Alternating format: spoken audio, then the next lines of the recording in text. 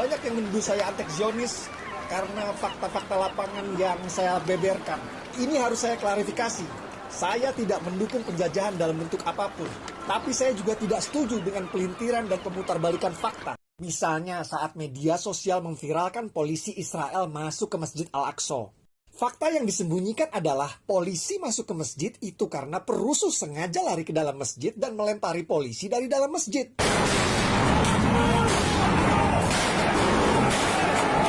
Atau misalnya saat media sosial memviralkan pemboman yang dilakukan Israel ke Gaza. Fakta yang disembunyikan adalah itu akibat Hamas duluan menembakkan rudal-rudal seharian penuh ke Israel. Padahal Al-Quran Surat Al-Maidah ayat 8 mengajarkan, jangan karena benci membuat kamu berlaku tidak adil. Orang yang berkata tidak ada hubungan kita dengan Palestina, itu murni hubungan konflik antara Palestina dengan Israel, maka dia tidak mengerti ajaran Islam. Kita baca Al-Quran, Subhanalladzi asra bi'abdihi laylan minal masjidil haram ilal masjidil aqsa. Kalau orang mengatakan itu Palestina tidak ada hubungan agama, maka Masjidil Aqsa terletak di Palestina. Nabi Musa hijrah ke Palestina, Nabi Isa lahir besar di Palestina, dan Muhammad sallallahu alaihi wasallam Isra Mi'raj ke Palestina, barulah naik ke Sidratul Muntaha. Maka hubungan kita bukan sebagai hubungan kemanusiaan, tapi hubungan yang lebih kuat. Asyhadu an la ilaha illallah wa asyhadu anna Muhammadan Rasulullah. Andai kau bukan seorang muslim, andai tak percaya kepada Muhammad, untuk menyaksikan kebiadaban Israel cukuplah sebagai manusia, tak perlu menjadi seorang muslim untuk kasihan kepada Palestina. Cukup menjadi manusia yang berakal sehat, maka sudah cukup untuk membela Palestina. Ingin tanya Ustaz, kenapa Israel tidak dibinasakan seperti kaum yang sudah binasa? Iya juga. Saya berjumpa dengan Syekh Abdus Sattar. Siapa namanya? Abdus Sattar. Syekh Abdus Sattar belajar di Makkah. Nama guru Syekh Abdus Sattar namanya Abdul Karim Al-Maqdisi. Siapa namanya? Abdul Karim Al-Maqdisi. Syekh Abdul Karim Al-Maqdisi menangis di depan Syekh Abdus Sattar, bercerita tentang tentara Israel di kampungnya Palestina mengambil pisau bayonet, mengumpulkan perempuan-perempuan hamil, lalu mereka tebak-tebakan, ini laki-laki apa perempuan? Laki-laki apa perempuan? Laki-laki apa perempuan? Laki-laki apa perempuan? Ditusukkannya, dirobeknya perut umat Islam itu di depan orang Israel. Kenapa tidak dibinasakan Allah dia? Kenapa tidak dimatikan Allah? Menangis Syekh Abdul Karim Al-Maqdisi bercerita kepada Syekh Abdul Sattar. Syekh Abdul Sattar menceritakan itu berlinang air mata. Aku sekarang menceritakan itu kepada kalian dengan berlinang air mata. Kenapa tidak dibinasakan Allah SWT? Kaum Ad mati, hancur. Kaum Samud mati. Kaum Madian mati. Kenapa yang terlaknat ini masih hidup? Pertanyaan ini pernah kutanyakan kepada guruku di Al-Azhar, Syekh Muhammad Jibril. Syekh Muhammad Jibril, kenapa Allah tak binasakan Palestina? Kenapa Allah tak binasakan Israel di Palestina? Apa kata Syekh Muhammad Jibril? Kalau Allah membinasakan Israel, lalu kau masuk surga pakai apa? Allah biarkan mereka hidup supaya kau berjihad di jalan Allah.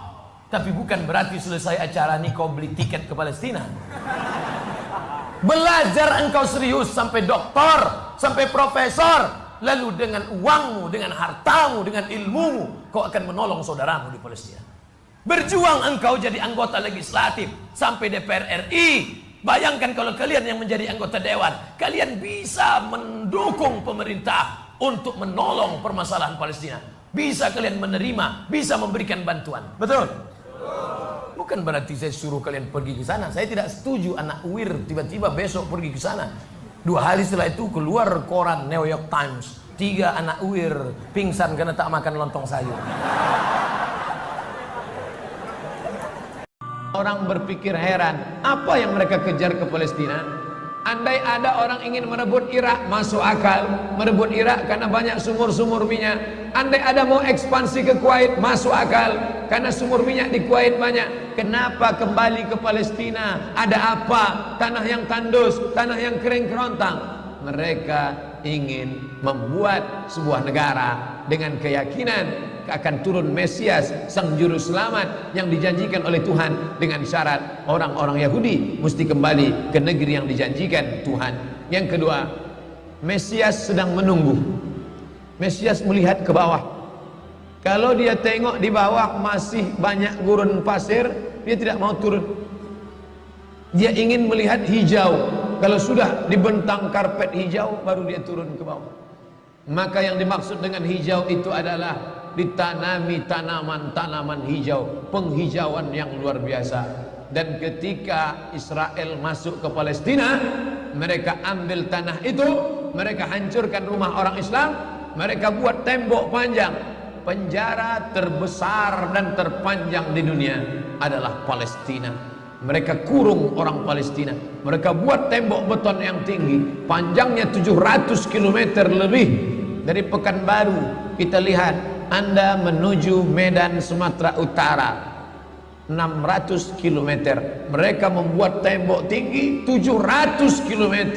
Bayangkan, umat Islam terisolir dan mereka tanami hijau-hijau. Makanya Allah berkuasa, Allah mau tunjukkan kuasa, lalu Allah buat tanaman hijau itu menyala. Dalam pokok yang hijau itu menyala beberapa bulan yang lalu. Heran orang, Allah mau menunjukkan kekuasaannya. Kalian tidak mau tolong Palestina, aku yang akan menolongnya. Tanaman yang hijau yang mereka tanam itu tiba-tiba terbakar. Tidak ada yang bisa mematikannya. Sampai-sampai reporter wartawan Amerika mengatakan, tidak ada yang bisa mematikan kebakaran ini kecuali Tuhan, karena Dia yang membakarnya. Mengerti keadaan kita zaman sekarang. Jangan sampai dikatakan Palestina bukan urusan kita. Ini kan masalah politik. Indonesia ya Indonesia, Palestina ya Palestina. Antum tidak mengerti masalah dunia. Palestina adalah masalah umat Islam. Subhanalladzi asra bi'abdihi. Maha suci Allah yang sudah memperjalankan hambanya minal masjidil haram, dari masjidil haram, ilal masjidil aqsa, masjidil aqsa, masjidil aqsa Palestina. Kita yang tertulis dalam kitab suci kita bahwa kita punya ikatan emosional, kenapa kita tidak yakin itu? Yahudi ajarannya dibuat-buat, ajarannya mitos, tapi mereka punya keyakinan yang luar biasa. Mereka rebut negeri itu, mereka kuasai, mereka hancurkan negeri musuh. Atas dasar apa? Keyakinan bahwa Mesias akan datang. Yang kelima, apa yang mereka lakukan untuk Palestina? Mereka meyakini ada Temple of King Solomon, tempel, kuil King Solomon, Raja Sulaiman. Datang pula orang Indonesia latah, dikatakannya Sulaiman ini kerajaannya bukan di Palestina, di Yogyakarta, Sleman. Kata dia, King Solomon itu punya tempel kuil, dan Temple of King Solomon letaknya pas di bawah Al-Masjidil Aqsa. Apa maknanya? Mereka mengeruk setiap hari bulldozer, traktor, ekskavator, terus mengeruk keliling Masjidil Aqsa. Mereka ingin meruntuhkan Masjidil Aqsa. Tulis Temple of King Solomon, enter, pilih image, tampak gambar replika. Inilah kerajaan Sulaiman yang ada di bawah Masjidil Aqsa. Akan mereka naikkan. Mereka sudah bangunkan rumah kecil replikanya, seperti orang Riau membuat rumah replika, rumah Melayu Kampar, rumah Melayu Siak, rumah Melayu Bengkalis. Di mana rumah itu? Di Purna MTQ. Anak-anak kita kalau mau tahu bagaimana rumah Melayu Kampar, bagaimana rumah Melayu Siak, bagaimana rumah Melayu Pelalawan, pergi ke sana. Sebagiannya ada, sebagian tak ada, entah kemana perginya. Tapi mereka membuatkan itu. Inilah dia replika kerajaan Temple of King Solomon. Artinya apa? Mereka ingin menghancurkan Al-Masjidil Aqsa berkeping, sampai akhirnya disitulah nanti kemarahan umat Islam. Entah marah entah tidak, melihat gayanya tak marah. Mau kalian hancur-hancurkanlah. Banyak lagi urusan kami sibuk dengan ini. Tapi akan ada hamba-hamba Allah. La tazulu fi ummati ta'ifatun min ummati. Akan tetap ada sekelompok umatku yang memperjuangkan agamaku, kata Allah Subhanahu wa ta'ala. Yang terakhir, yang kelima, akan turun Mesias. Kapan itu terjadi? Ketika terjadi perang besar. Sebetulnya dalam agama Islam sudah dituliskan Yang dimaksud dengan Mesias itu siapa? Kata Imam Al-Hafiz Ibnu Hajar Al-Asqalani dalam Fathul Bari, yang dimaksud dengan yang dinanti-nanti mereka itu adalah Dajjal. Dajjal itulah sesungguhnya yang sedang mereka nanti. 70,000 Yahudi wara'ad Dajjal. Ada 70.000 Yahudi yang akan berada di belakang Dajjal ketika dia turun nanti. Makanya tiap hari, tiap petang kita berkata, Allahumma inni a'udzubika min adzabi jahannam wa min adzabil qabri wa min fitnatil mahya wal mamat wa min syarri fitnatil masihid dajjal. Dajjal itulah yang sedang mereka tunggu. Dajjal itulah yang sedang mereka nanti-nantikan. Kita menantikan kedatangan, dia pun juga menantikan akan kedatangannya. Bedanya apa? Mereka meyakininya dengan semangat mereka luar biasa. Mereka bangkit. Umat Islam percaya. Padahal tiap hari dia katakan sebelum salam, Allahumma inni a'udzubika min adzabi jahannam wa min adzabil qabri wa min fitnatil mahya wal mamat wa min syarri fitnatil masihid dajjal. Tiap hari dikatakan, tiap hari diucapkan. Tapi dalam hati, betul tak Dajjal ini datang? Entah iya entah tidak. Mereka yakin Dajjal akan datang, tapi mereka katakan itulah pemimpin kami, itulah Tuhan kami, itu adalah jelmaan daripada Tuhan kami, itu yang akan menghancurkan dunia, dia akan menjadi panutan kami. Kita berkata itu musuh kami, tapi kita pun ragu entah musuh entah tidak. Oleh sebab itu kita minta ampun kepada Allah atas kurangnya iman kita. Subuh ini kita bangkitkan semangat kita, tapi yang datang kepada, kenapa Allah tidak menolong? Katanya Allah itu maha kuasa. Cukup dia teriakkan saja, malaikatnya satu berteriak, pecah gendang telinga orang Yahudi, mati.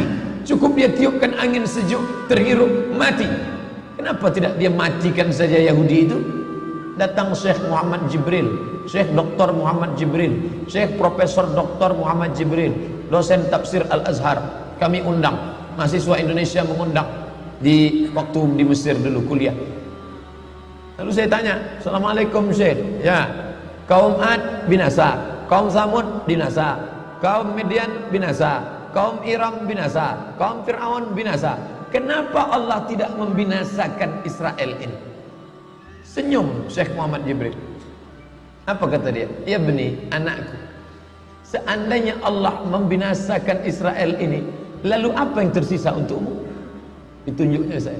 Seandainya Allah membinasakan Israel ini, lalu apa yang tersisa untukmu? Terdiam saya. Allah sengaja sisakan ini sebagai medan jihad kita menolong agama Allah.